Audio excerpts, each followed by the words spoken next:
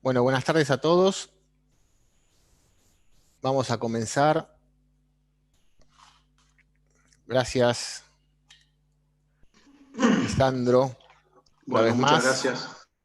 Vamos a disfrutar de escucharte un rato, así que cuando quieras largar, todo tuyo. Bueno, buenas tardes a todos. Primero, gracias. Hola a los amigos, Juani, Luis, Pablo, bueno, a todos. Un gustazo estar acá y sentirse acompañado en este momento tan particular. Vamos a establecer esta charla con una pequeña presentación que me parece total y absolutamente necesaria para introducirnos en el tema que vamos a abordar, que es el entrenamiento deportivo visto desde el paradigma de la complejidad y desde la visión sistémica. Hay un gran componente teórico que no podemos contornear, sino que tenemos que penetrar, y para eso, bueno, vamos a tener que hacer referencia a algunas lecturas que no podemos pasar por alto. Así que voy a compartir un poquito esta presentación.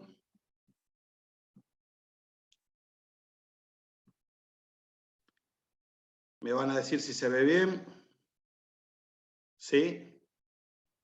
Voy a eso. Bien. Perfecto. Arrancamos. Lo primero es entender y proponernos un lenguaje en común. Siempre es importante establecer cuál es el punto de partida, desde dónde vamos a hablar. Y esta palabra tan vulgarizada, y cuando digo vulgarizada me refiero a que a veces cuando ya se hace popular y se dicen de manera sistemática, no sistémica, sino sistemática, cuando lo dice algún conductor de televisión como Fantino, ¿sí? Ya se utiliza la palabra para cualquier cosa. Entonces, me parece importantísimo entrar en la definición de qué es un paradigma. Bueno, el término paradigma viene de Grecia, ¿sí? Es una palabra griega que vamos a ver luego que es retomada por otros pensadores, pero que en principio para Platón significaba la ejemplificación del modelo o la regla, y para Aristóteles un argumento que, fundado en un ejemplo, está destinado a ser generalizado. ¿Sí? Bueno, este es Thomas Kuhn, quien en el año 1962, en su libro Estructura de las Revoluciones Científicas, un libro que recomiendo a todos que lean, dice que el paradigma tiene un valor radical de orientación metodológica, es decir, que actúa sobre esquemas fundamentales de pensamiento a través de presupuestos o creencias que tienen un papel clave, por lo que sí lleva un poder dominador sobre las teorías. Es decir, el paradigma es lo que está por encima de todas las teorías. ¿Sí? Y estos son algunos rasgos característicos de todo paradigma que no podemos soslayar. ¿Sí? Esto es textual de Edgar Morin, pero me parece totalmente pertinente para la ocasión citarlo.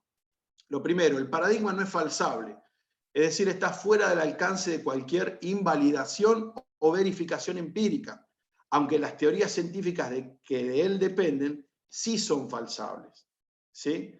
Este paradigma dispone del principio de autoridad axiomática, aunque no se confunda con los axiomas. ¿Sí? Es fundador de los axiomas y la autoridad del axioma legitima retroactivamente el paradigma. El paradigma dispone de un principio de exclusión, es decir, que el paradigma excluye no solo los datos, enunciados e ideas que no sean conformes a él, sino también los problemas que no reconozcan. ¿Sí?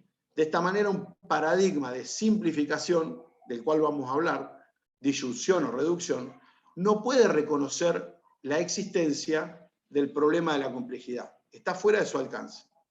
¿Sí? El paradigma también nos hace ciegos para con todo aquello que excluye, como si no existiera. De este modo, según el paradigma epistemo-estructuralista de Foucault, el hombre no es más que una invención epistémica. ¿Sí? El paradigma es invisible, se sitúa en el orden inconsciente y en el orden supraconsciente. Es el organizador invisible del núcleo organizacional de la teoría, donde dispone de un lugar invisible. ¿Sí? Cualquier cosa me paran, me detienen, no hay ningún problema. El paradigma crea la evidencia ocultándose a sí mismo. ¿Sí? Como es invisible, quien está sometido a él cree obedecer a los hechos, a la experiencia, a la lógica, siendo que en verdad le obedece ante todo al paradigma. Es decir, el paradigma es lo que está por encima de todo. Por eso cuando escuchamos decir, no sé, Messi se cambió los botines, es un cambio de paradigma. No, no es un cambio de paradigma, es un cambio de botines. ¿Sí? No cualquier cosa es un paradigma, no cualquier cosa, mucho menos es un cambio de paradigma. ¿Sí? El paradigma es cogenerador de la sensación de realidad, ya que el enmarque conceptual y lógico de lo que es percibido como real depende de la determinación paradigmática. Así, aquel que obedece al paradigma del orden rey cree que todos los fenómenos deterministas son hechos reales y que los fenómenos aleatorios no son más que apariencias. ¿Sí? Esta invisibilidad del paradigma lo hace invulnerable. También hay incomprensión y antinomia de paradigma a paradigma, es decir, entre pensamiento, discurso y sistemas de ideas que son regidos por diferentes paradigmas. El paradigma está recursivamente unido a los discursos y sistemas que él genera, como en toda organización recursiva viviente. El generador sin cesar tiene la necesidad de ser regenerado por aquello que él genera y por tanto necesita confirmaciones, reconocimientos, verificaciones, pruebas, etc. ¿Sí? Un gran paradigma determina a través de teorías e ideologías una mentalidad, una visión del mundo. Esta es la razón de que un cambio en el paradigma se ramifique en el conjunto de nuestro universo. Una revolución paradigmática cambia nuestro mundo. ¿Sí? Un cambio de paradigma en la educación física, un cambio de paradigma en la educación, un cambio de paradigma en la forma de comprender el mundo, va a cambiar nuestro mundo. Invisible e invulnerable, un paradigma no puede ser atacado, contestado, arruinado directamente. Es preciso que haya grietas, desmoronamientos, erosiones, corrosiones.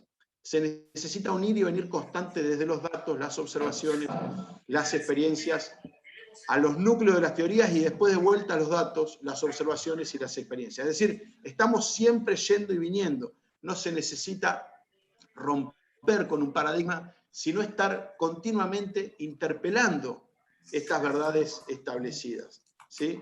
De alguna manera tenemos que volver a la filosofía en el sentido literal de la interpelación de las verdades establecidas. ¿Sí?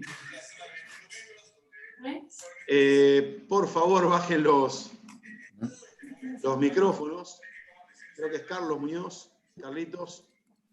No. Gracias. Sigue estando abierto.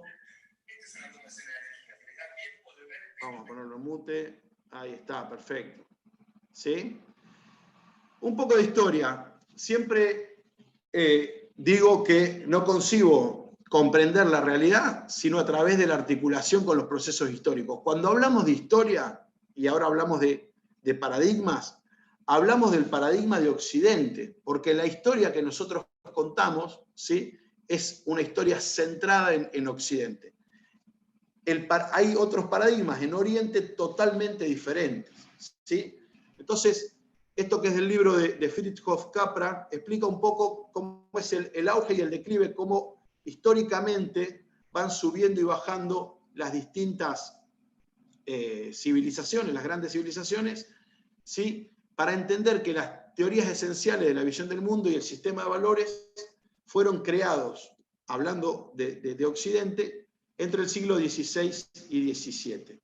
¿Sí? Bien. Y acá empezamos con el paradigma cartesiano, ¿no? Para entender un poco el paradigma cartesiano, sí o sí tenemos que recurrir a su libro, El discurso del método, y de manera caprichosa y arbitraria tomé el segundo y el tercer principio, ¿no?, donde empezamos a meternos en la cosa. El segundo principio dice, según René Descartes, dividir cada una de las dificultades que examinara en tantas partes como fuera posible y necesario para mejor resolverlas. ¿Sí? Esta es la manera que aún al día de hoy condiciona totalmente nuestra forma de pensar. Es decir, cuando abordamos un problema, tratamos de dividir, de reducir, ¿sí? De separar, de hacer una disyunción en todas las partes posibles porque entendemos que de esta manera lo podemos llegar a comprender mejor. ¿Sí? Lo que vamos a ver es que cuando hablamos de sistemas vivos, ¿sí? Cuando hablamos de organizaciones, cuando hablamos de ser humano, que son sistemas vivos, complejos y caóticos, no se puede separar, ¿sí? No se pueden separar las partes, porque de alguna manera estamos perdiendo la noción del todo. Pero sigamos un poquito con la presentación. Entonces, retomo el segundo principio, digo, dividir cada una de las dificultades, ¿sí? Para su mejor comprensión. Tercer principio, conducir por orden mis pensamientos, comenzando por los objetos más simples y más fáciles de conocer, para subir poco a poco, como por grados, hasta el conocimiento de los más complejos. Y esto directamente en la teoría y metodología del entrenamiento deportivo, siempre hablamos de manera inconsciente de ir de lo simple a lo complejo, entendiendo por simple cosas que no son simples. ¿Sí? Se le da un valor superlativo a la simpleza, pero cuando nosotros hablemos de simple y complejo, no en el lenguaje coloquial de la calle, sino en el lenguaje técnico, vamos a decir que las cuestiones son simples cuando la interacción entre las partes, ¿sí? No produce propiedades emergentes que modifiquen las propiedades de las partes.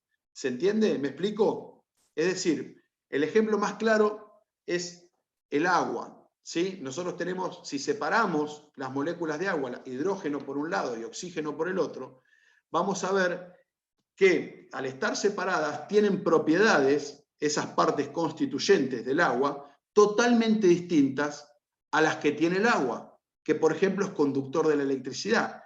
Ni el hidrógeno ni el oxígeno de forma separada son conductores de la electricidad. Entonces también esto en las relaciones sociales, en las ciencias sociales, la interacción entre personas genera unas propiedades emergentes que ninguna de las partes constituyentes tenía. Entonces, a partir de que la interacción entre las partes, ¿sí? Genere propiedades emergentes distintas a las propiedades de las partes constitutivas, no hablamos de lo simple. Tenemos que verlo como algo complejo. Complejo no en el sentido de complicado, sino en el sentido literal y original de la palabra, del latín complexus, que quiere decir tejido junto. ¿Sí? Es un todo ensamblado. Un tous ensemble en francés, un tutto insieme, le dicen los tanos, ¿no? Algo que está todo junto y que no puede ser separado. Esa es la visión de lo simple y lo complejo en el lenguaje técnico, no en el lenguaje coloquial que utilizamos en la calle. ¿Sí? Quiero recalcar, nosotros estamos haciendo todo el tiempo le estamos dando un valor superlativo a lo que consideramos simple y resulta que esas cosas no son simples. Esas cosas son muy complejas, no complicadas, complejas, que es algo muy distinto. ¿Sí? El tercer principio, conducir por orden mis pensamientos. Bueno, lo dije, comenzando por los objetos más simples y más fáciles de conocer, para subir poco a poco, como por grados, hasta el conocimiento de los más complejos. ¿Sí? Lo que hizo René Descartes es separar, ¿sí? A través de su cogito ergo sum, ¿sí? Separar el sujeto del objeto, el alma del cuerpo, el espíritu de la materia, la cualidad de la cantidad, la finalidad de la causalidad, ¿sí? El sentimiento de la razón, la libertad del determinismo y por último, la existencia de la esencia. Es decir, ese pensamiento en nosotros condicionó una forma de ver el mundo totalmente separada. Totalmente separada, ¿sí? Cuando las cosas en realidad están todas juntas y en una interacción constante. Bien, esto a nosotros, los profes de educación física, nos hizo de alguna manera hacernos adoradores, ¿sí?, de la cuantificación, porque en la cuantificación y en los números encontramos una cierta defensa, digamos, un escudo que nos permite hablar desde la objetividad, ¿sí? Y desde esa objetividad en la cual yo, sujeto observador, estoy completamente separado, puedo argumentar, ¿sí?, con un criterio de validez. Ahora bien, hay una frase de Einstein que a mí me gusta mucho y que dice: no todo lo que cuenta puede ser cuantificado y no todo lo que puede ser cuantificado cuenta. Es decir, los sistemas complejos no pueden ser cuantificados, pueden ser mapeados, que es otra cosa. Los sistemas complejos no pueden ser divididos en sus partes porque se pierden las propiedades emergentes y tienen que ser entendidos en su totalidad o divididos en subsistemas. ¿Sí? Aparentemente esta frase no la dijo Einstein, ¿sí?, como seguramente Napoleón no dijo: vísteme despacio que estoy apurado, porque ¿a quién se lo habrá dicho, no? A la que le ayudaba a ponerse el botón, a cerrarse el saco, pero bueno, son frases que se han hecho muy populares. Esta frase aparentemente la dijo el sociólogo Edward Bruce, y la frase exacta es: sería bueno si todos los datos que requieren los sociólogos pudieran enumerarse, porque entonces podríamos ejecutarlos a través de las máquinas de IBM y dibujar gráficos como los que hacen los economistas. Sin embargo, no todo lo que se puede contar cuenta, y no todo lo que cuenta puede ser contado, ¿sí?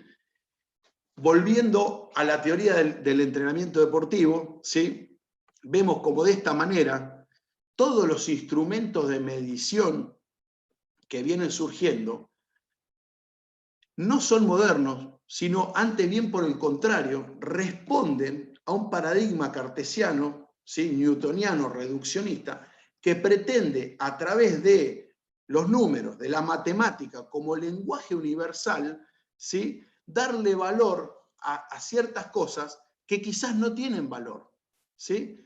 Decía Valdano: imagínense si alguien, ¿sí?, en vez de contar el Martín Fierro, o en la descripción del Martín Fierro, dijera cuántos puntos, cuántas comas, cuántos renglones, cuántos párrafos y cuántas páginas tiene el Martín Fierro. De ninguna manera esa información nos daría, esos datos, mejor dicho, nos darían información. Y este es un problema que tenemos en la actualidad. Nosotros confundimos datos con información. Y hay muchísimos datos que no solo no informan, sino que también, y peor aún, desinforman y confunden. ¿Sí? Bien. En ese paradigma de la simplicidad, nosotros tenemos un exponente fantástico en la Argentina, que es Ivo Kutsarida, ¿no?, que se ha paseado por todos los programas de la televisión argentina, de los canales abiertos, en horarios prime time, con 3 leyes básicas con las cuales pretendía solucionar todos y cada uno de los problemas en Argentina. La primera ley decía: la Tierra es redonda. La segunda: 2 más 2 son 4. Y la tercera: corta la bocha.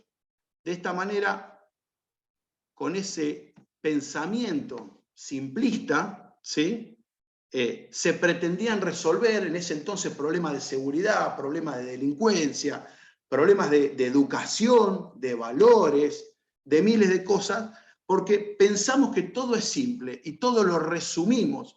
Justamente ese es un reduccionismo a que en este caso dice: falta mano dura, ¿sí? Con esto solo se soluciona todo. Y resulta que la sociedad es algo muchísimo más complejo, ¿sí?, en lo cual, por ejemplo, en Colombia lo han resuelto, han disminuido la delincuencia en más de un 90% a través de mejorar la calidad de vida de los barrios más vulnerables, ¿sí? Entonces, hoy en Medellín hay orquestas filarmónicas, hay bibliotecas, ludotecas y centros de alto rendimiento deportivo en los barrios más vulnerables. Esto es algo que en Mar del Plata, creo yo, que se quería realizar con el tema de los polideportivos descentralizados. O sea, a través de mejorar las situaciones de los barrios más carenciados, de esos contextos propensos a que los chicos no tengan posibilidades, ¿sí?, se mejora toda la sociedad. Son dos visiones completamente distintas, ¿sí? Una visión es reduccionista y otra visión es un poco más amplia y pretende abarcar el problema, en este caso, de la seguridad, de la salud y demás, desde otro lugar un poquito más complejo. ¿Sí? Bien. El referente máximo del paradigma de la complejidad, el padre de la complejidad, es Edgar Morin.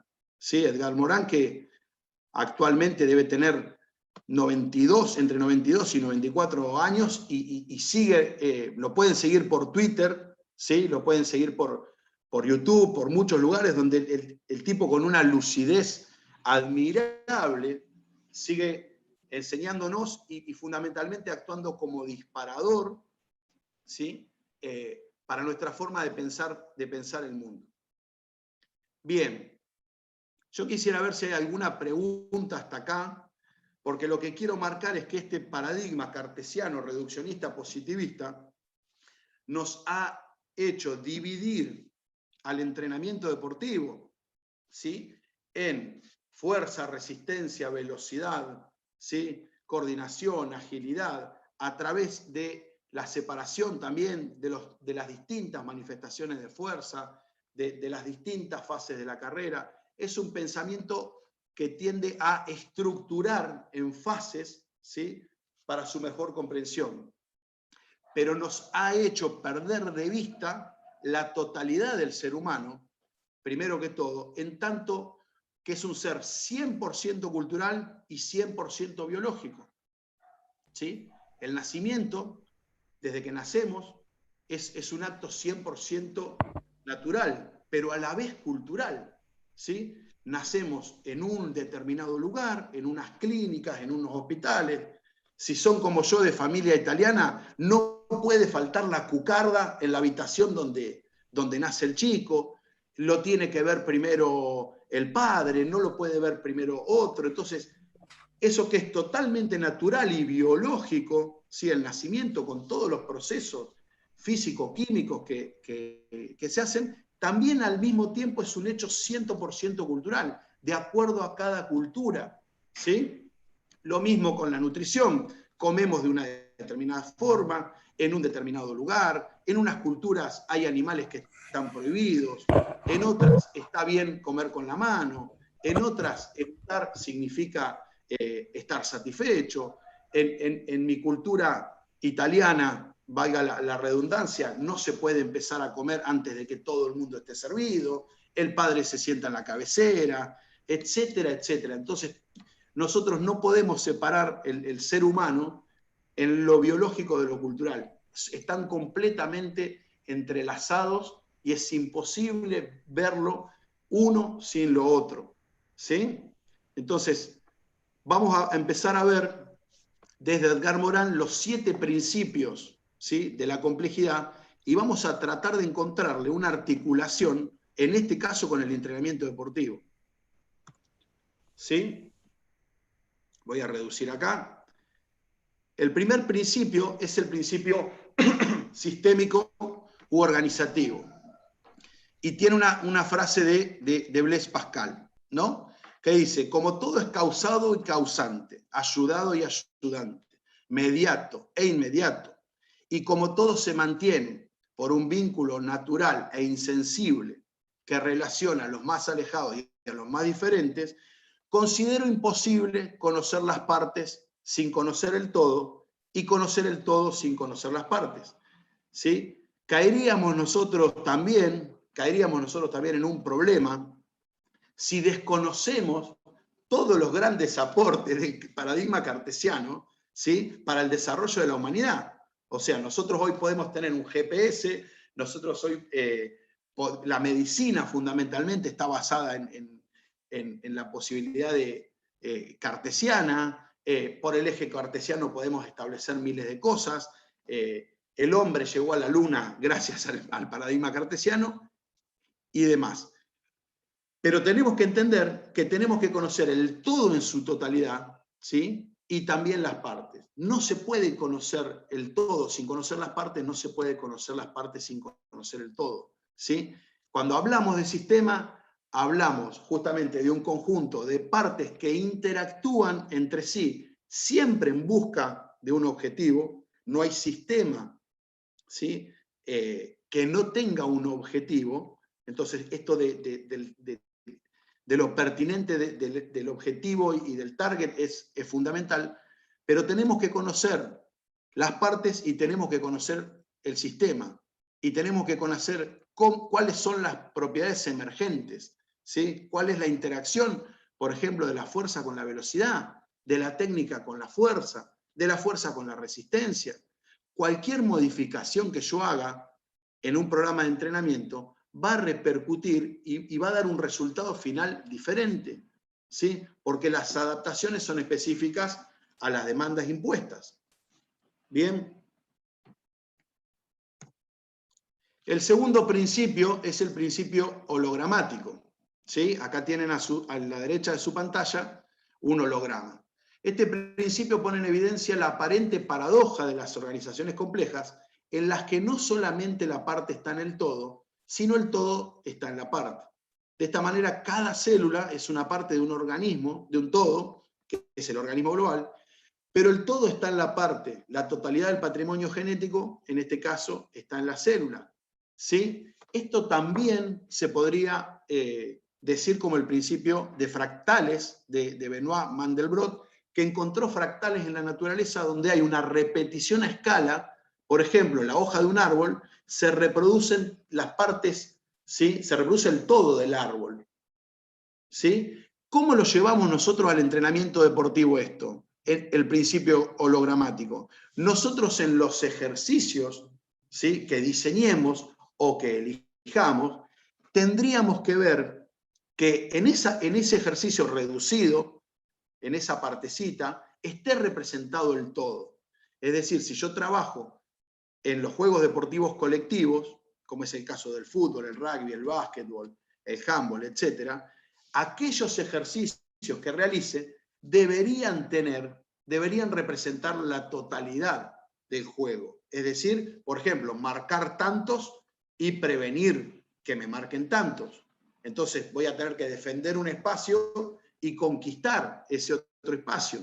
Y a su vez, eso también en el número de jugadores, ¿sí? Si nosotros hacemos un 2 contra 2, vamos a seguir con el pensamiento binario, en el cual si A es A, en tanto no B. Entonces, las opciones van a ser o juego yo la individual o se la paso a este jugador. Pero si ponemos 3 jugadores, ¿sí? Se da la aparición del tercio excluso. Es decir, se rompe con ese pensamiento binario. Entonces, todo lo que hagamos de 3 para en adelante va a estar cumpliendo con el principio hologramático, ¿sí? Si yo lo llevo al campo del levantamiento de pesas, de mi deporte, y hago un ejercicio de levantamiento de pesas que contenga todas las partes del ejercicio clásico competitivo, voy a estar cumpliendo con el principio hologramático. Va a ser una parte, pero que representa el todo en su totalidad, ¿sí? El otro principio es el del bucle retroactivo o retroalimentación, ¿sí? Este principio rompe con la causalidad lineal. La causa actúa sobre el efecto y el efecto también sobre la causa. Y el ejemplo es un sistema de calefacción en el que el termostato regula el trabajo de la caldera, ¿sí? Esto es la cibernética. Hay instrumentos cibernéticos desde el año 1600 que cargaban agua y detenían la carga de agua, ¿sí? Entonces, de alguna manera se autorregulaban. La cibernética habla de eso, ¿sí? Retroactivo o retroalimentación.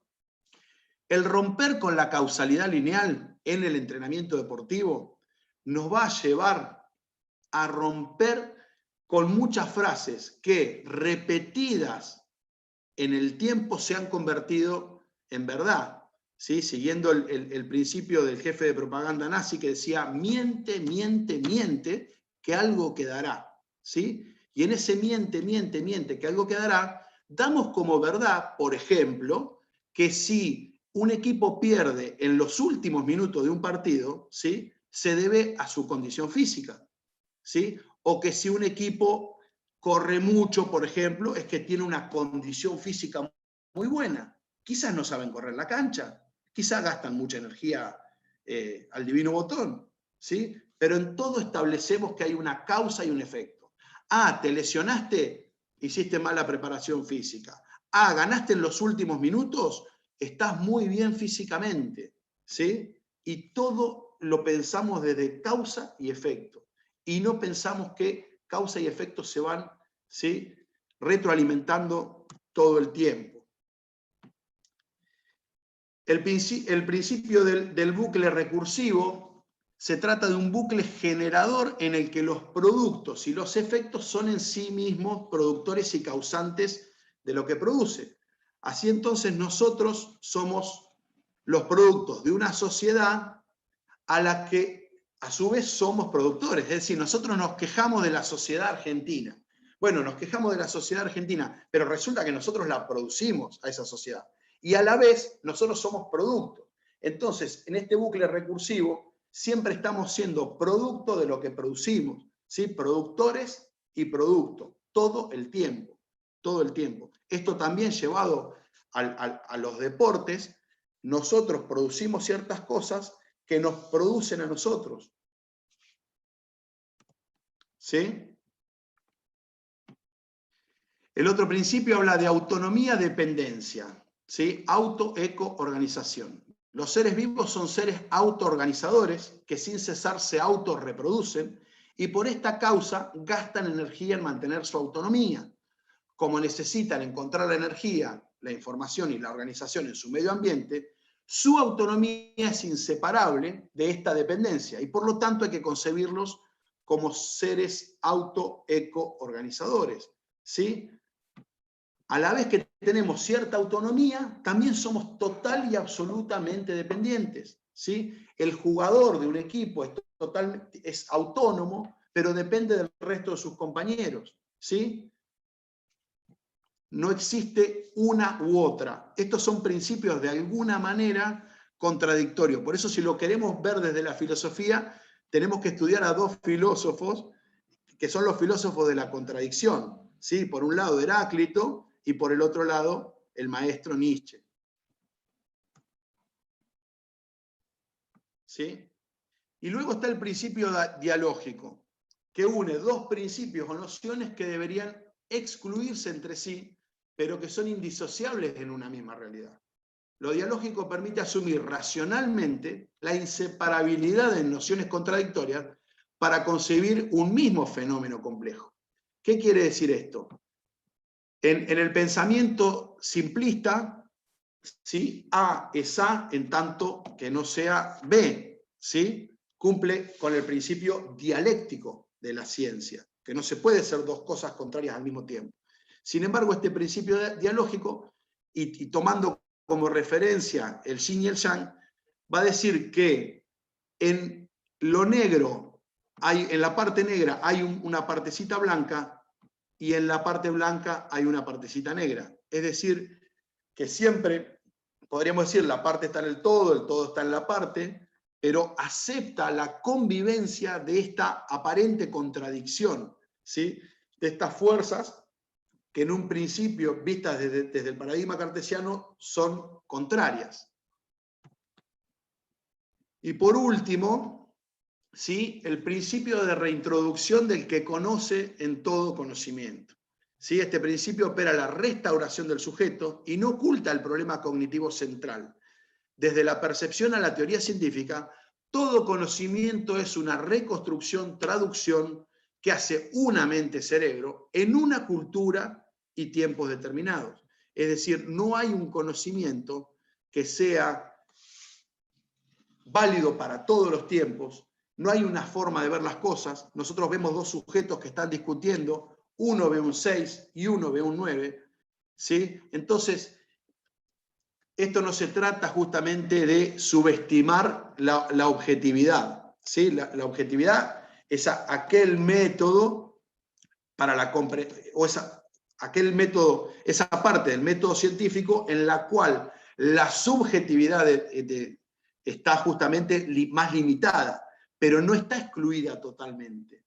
No podemos salirnos desde nuestra visión subjetiva que está condicionada por una cultura, por un momento, por un tiempo.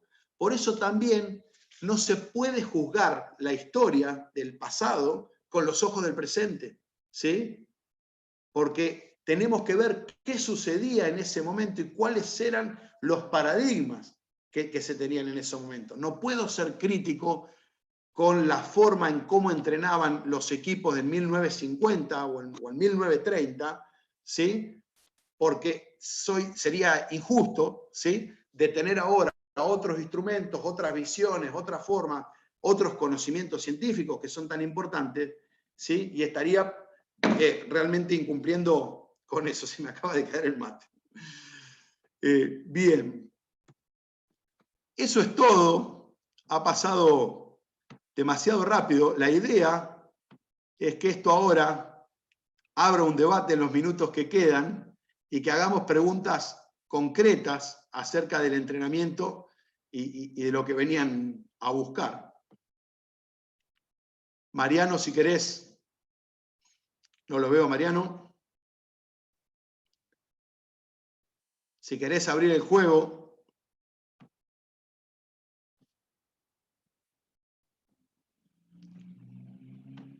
Estás en mute, Mariano. Estás en mute. Empezá de nuevo, por favor. Ahí estábamos. No, estaba escuchando y muy interesante la charla, la exposición. Y no, bueno, esta tendencia que tenemos, bien descrita por vos, a dividir y separar para intentar comprender, es muy difícil que luego de hacer eso realmente estemos cerca de cómo realmente se dan las cosas cuando hablamos de entender lo que sucede en una persona que se mueve desde nuestro punto de vista, ¿no? Desde el lugar nuestro. Y es algo que, un ejemplo muy palpable de eso desde la fisiología es el mal entendimiento que durante décadas se ha hecho de cómo funcionan los sistemas energéticos, ¿no? Por separado. Por separado, ¿no? Cuando la realidad es que lo que se ha hecho en algún momento es a alguien se le ha ocurrido dividirlos para explicarlos, y separarlos del todo, y es mucho más difícil poder comprender lo que realmente pasa si uno ve desde la fisiología las cuestiones por separado que si hace el esfuerzo de entenderlos, trabajando juntos, interactuando y generando acciones y reacciones que de otra manera no podrían explicar lo que realmente pasa. Así que lo que vos estabas explicando me llevó enseguida a pensar en eso, ¿no? Y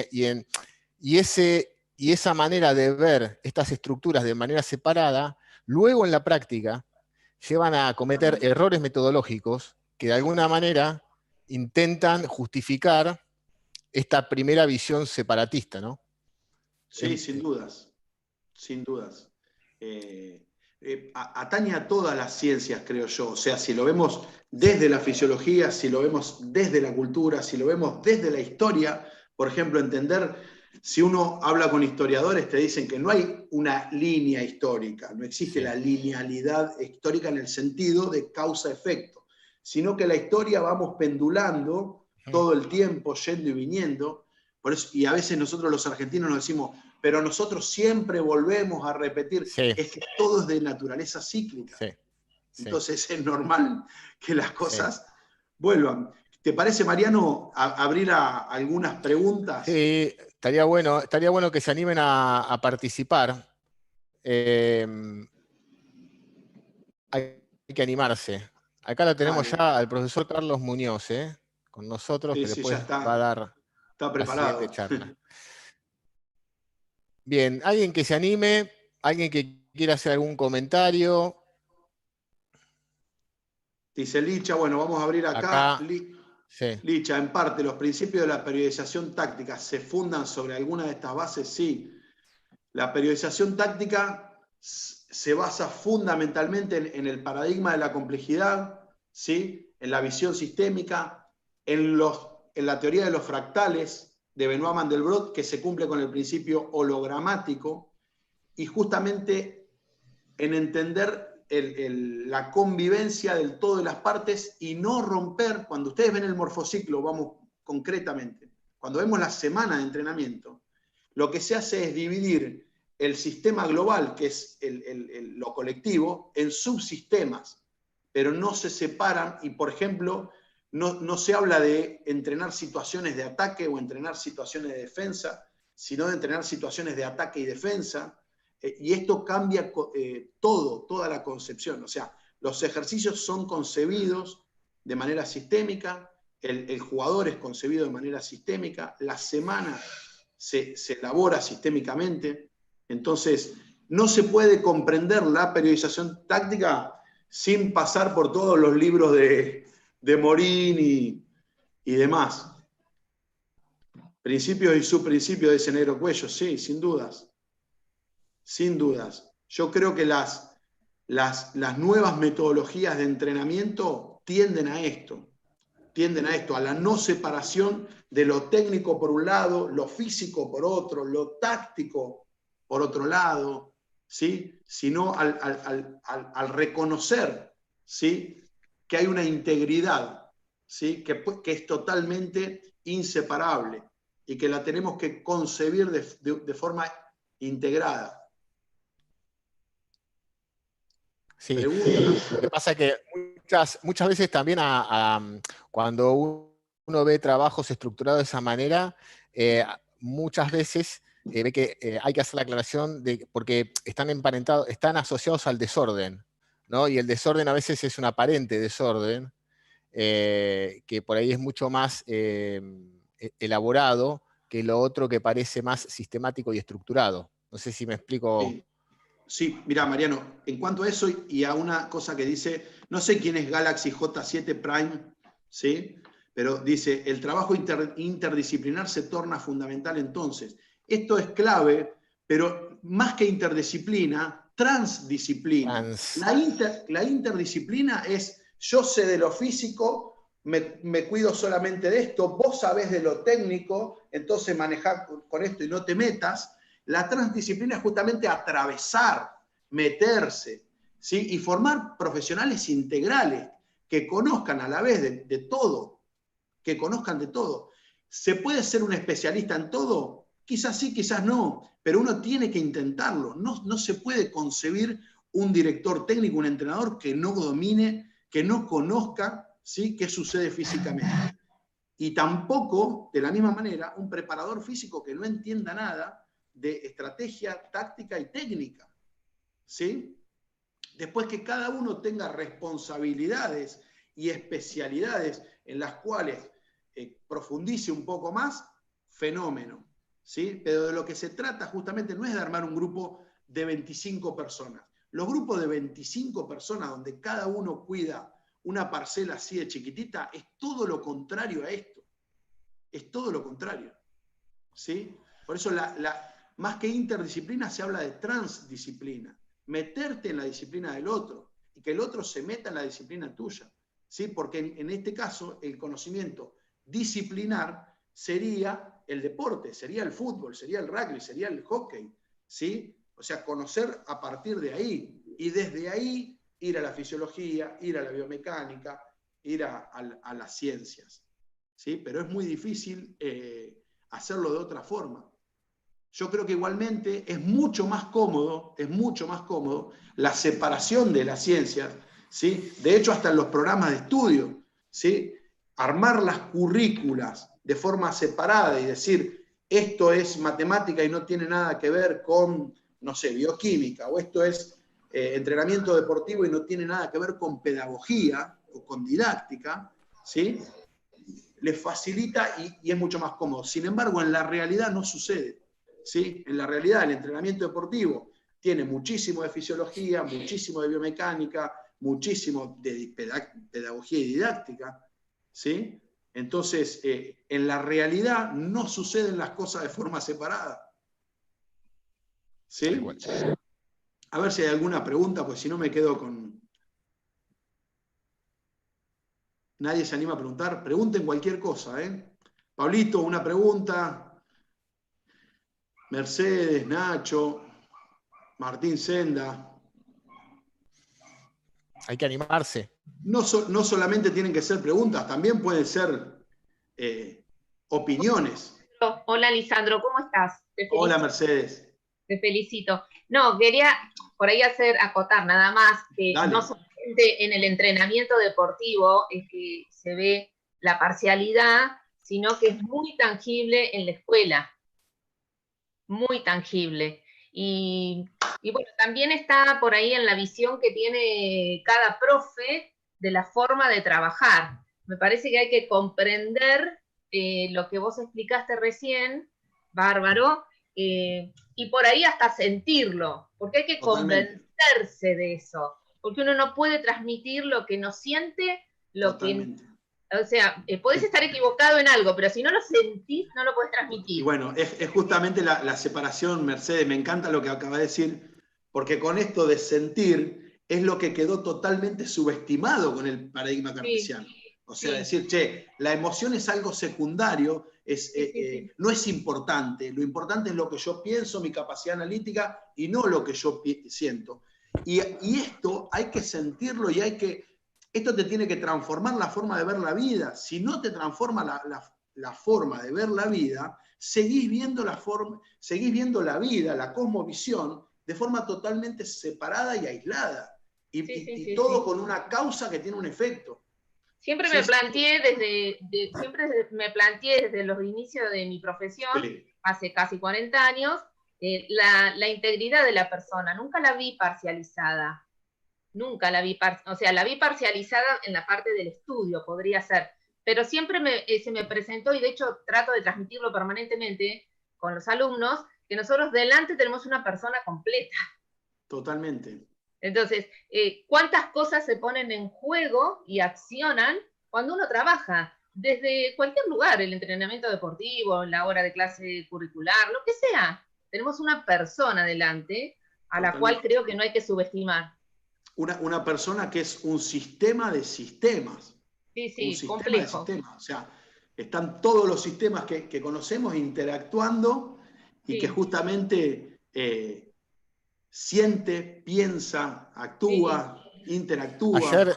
Ayer Licha, justo en la charla de ejercicio y control de peso, yo les mostraba, más allá de los sistemas de control objetivo para la carga, la recuperación y demás, cómo está bueno de emplear, sobre todo esto fuera del deporte, pero en el deporte es lo mismo,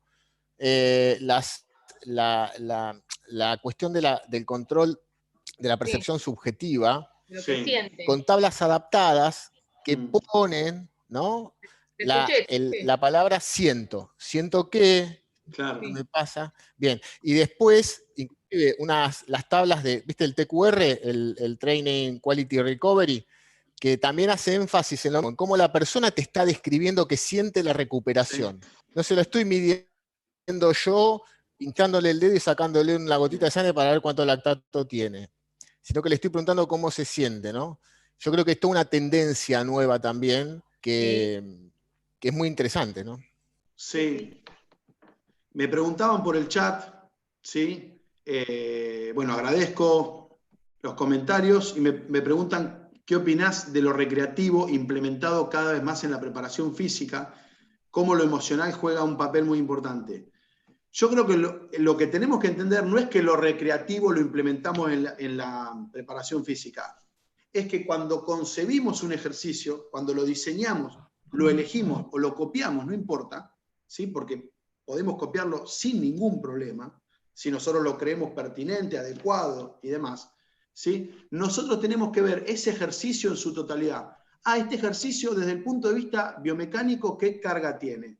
Desde el punto de vista fisiológico, ¿qué carga tiene? Desde lo cognitivo, ¿cómo están los 5 sentidos?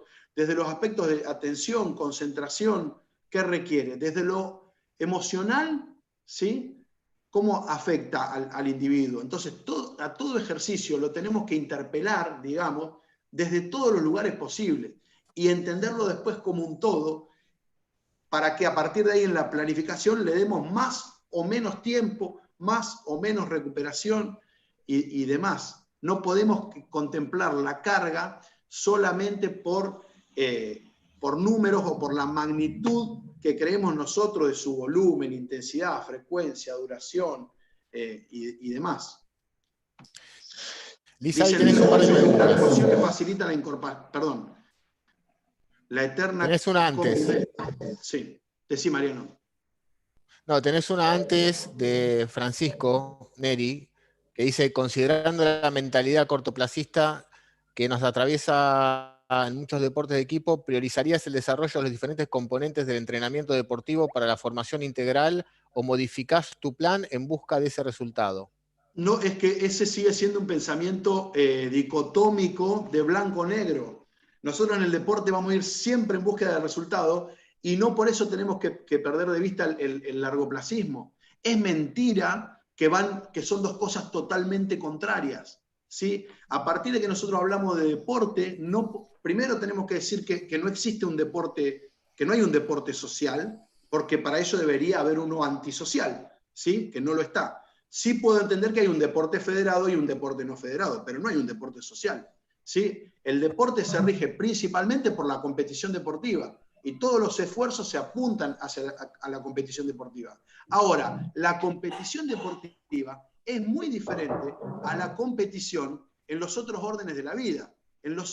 Por ejemplo, en los órdenes capitalistas, ¿sí? O mercantilistas, la competición significa anular a tu adversario, ¿sí? Anularlo en el sentido de eliminarlo, sacarlo de la cuenta, ¿sí? Acá en el deporte vos necesitas del adversario, ¿sí? Que es el que te hace jugar mejor. Sin adversario no se puede jugar. Entonces se habla, desde los juegos deportivos colectivos, de relaciones de cooperación-oposición, ¿sí? Entonces, la competencia es fundamental y yo no tengo por qué... no van en contra, ¿sí? La búsqueda del resultado del día del partido con lo que tenga que hacer en el entrenamiento de acuerdo a las etapas, a los momentos, a los periodos de la vida deportiva de cada uno. Pero el pensarlo de forma contraria, ¿sí? Es justamente un pensamiento cartesiano, ¿sí? Un pensamiento separado. Las dos cosas tienen que ir de la mano. Una cosa no quita la otra. La competición deportiva no es la competición que se da en otros órdenes de la vida. Es una colaboración de oposición. Ahí tenés, Licha, un mensaje de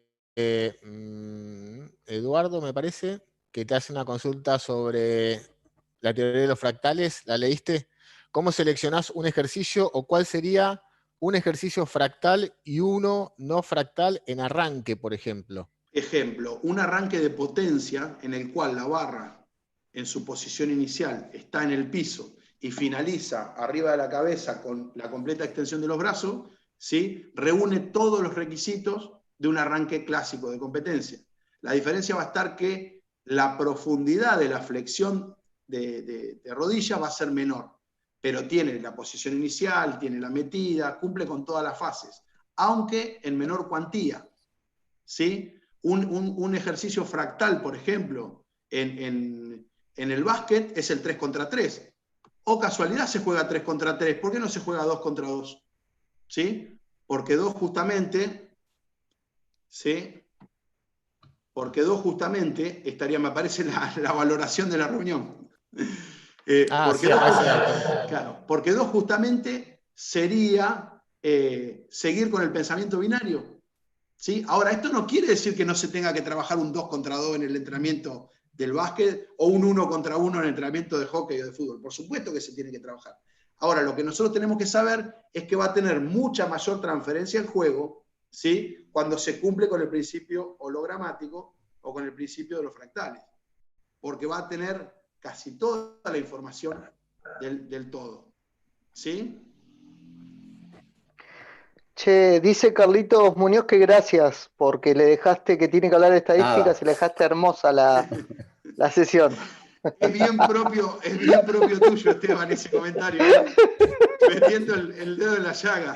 No, sí. Para ponerle un poco de humor a la charla, porque si no, Sí, esto, que viene ¿viste? bárbaro, sí, que viene bárbaro. Si nos conocemos todos acá, Sí. pongámosle humor, si no, no hablamos de sentimiento, ¿viste? La eterna convivencia acertado, entonces, dicen. Bueno, muchas gracias. No, Generar te emociones felicito. facilita la... Decime, perdón. Que es impresionante escuchar hablarte, y ahora va a hablar Charlie, y a veces, el otro día yo lo decía en la charla, los monstruos que tenemos acá y no nos damos cuenta, así que los felicito a todos los que están y los que estamos escuchando, a Mariano por tenerlos acá, así que es un placer enorme. Nada, eso me daba ganas de decir. Bueno, Esteban, muchas gracias. Esta noche en el entrenamiento te hago hacer 10 abdominales menos. Bueno, sí. Sos un hijo de mí. No le haces un favor, ¿eh? No, bueno, está entrenando conmigo todas las noches, online. Sí. No se nota, pero no es buena propaganda. Che, otra pregunta. Me hace hacer fuerza para bajar la panza. No sé, eso se la diste vos, esa teoría, Mariano. Sí. No sé si alguna pregunta o comentario. Luisito iba a hablar iba a nombrar el hombre mediocre. Fíjense qué viejo que está este librito, pobre. Y este libro, se lo dije a Luis porque cuando habla mucho del hombre que mide, ¿sí? Y este libro, cuando yo trabajaba con Luis, se lo dije el otro día, Luis vino un día y me dice, estoy leyendo un libro que me voló la cabeza. ¿Cómo se llama? Le digo, El hombre mediocre. No sabes lo que estoy. Me voló la peluca. Y entonces yo fui y me lo compré para hablar con él y comparar lo que cada uno leía y lo que cada uno sentía. Habla mucho el hombre mediocre del paradigma cartesiano, de la importancia de la medición. Es un libro muy antiguo, pero muy válido. ¿Sí? Después, algunos libros importantes que considero son estos de Edgar